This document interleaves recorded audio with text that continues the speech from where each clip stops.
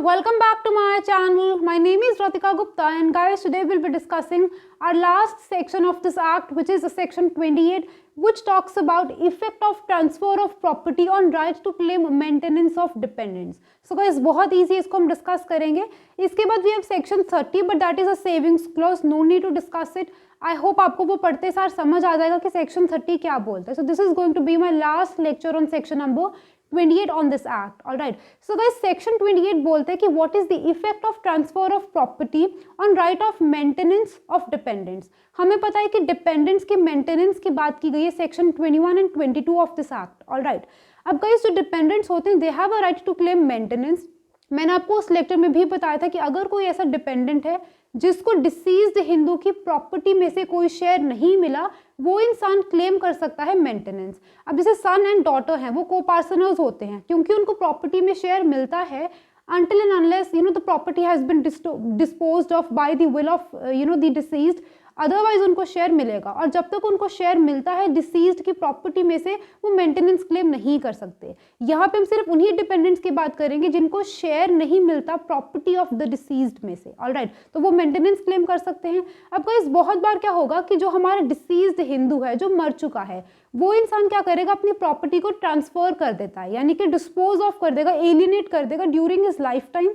It means वो कोई वसीयत लिख देता है जहाँ पे वो बोलता है कि अब क्योंकि उस इंसान ने वसीयत लिख दी तो so and so person will take my property after my death. It means वो इंटेस्टेट सक्सेशन तो नहीं होगी, वो उसकी वसीयत टेस्टामेंट के अकॉर्डिंगली सक्सेशन हो जाएगी. तो कहने का मतलब है कि क्या पता उसके लीगल एयर्स को सन एंड डॉटर को प्रॉपर्टी ना मिले क्योंकि वो वसीयत लिख के चला गया. सो गाइज उस केस में what is the effect of transfer of that property on the dependents right to claim maintenance. तो यहाँ पे ये लिखा है गाइज कि जिस इंसान को प्रॉपर्टी ट्रांसफर की जाएगी वो ट्रांसफर ही होगा. अगर तो वो इंटेस्टेट सक्सेशन होती, सन एंड डॉटर के पास प्रॉपर्टी जाती, वसीयत ना लिखी होती, फिर तो हम ऑलरेडी देख चुके हैं सेक्शन 21 एंड 22 में कि वो जो लीगल एयर्स हैं they are legally bound to maintain dependents of deceased Hindu out of his estate. उनकी पर्सनल ऑब्लिगेशन नहीं है लेकिन they are legally bound to do so. लेकिन अब यहाँ पे वो इंटेस्टेट सक्सेशन नहीं है, वो सन एंड डॉटर यानी कि को पार्सनर्स के पास प्रॉपर्टी नहीं गई, किसी थर्ड पर्सन के पास चलेगी क्योंकि the word is transfer of property. Transfer कर दे तो जिस इंसान के पास गई वो ट्रांसफर ही है. अब गाइस सेक्शन 28 बोलते हैं कि उस चीज़ का इफेक्ट ये होगा कि डिपेंडेंट्स को मेंटेनेंस सिर्फ तब मिलेगी अगर उस ट्रांसफरी को पता था जिस टाइम पे उसको प्रॉपर्टी मिली कि इस प्रॉपर्टी पे किसी ना किसी तरीके की ऑब्लिगेशन है. वो ऑब्लिगेशन ये थी कि इस प्रॉपर्टी में से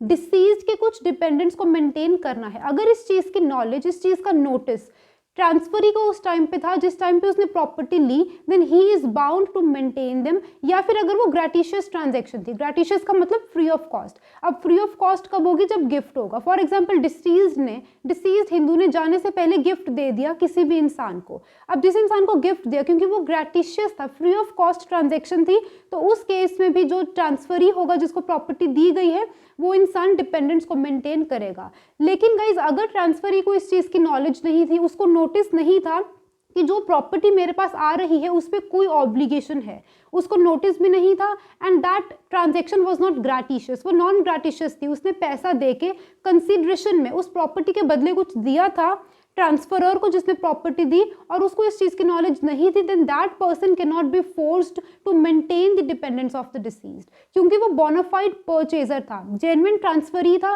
तो उसको हम फोर्स नहीं कर सकते.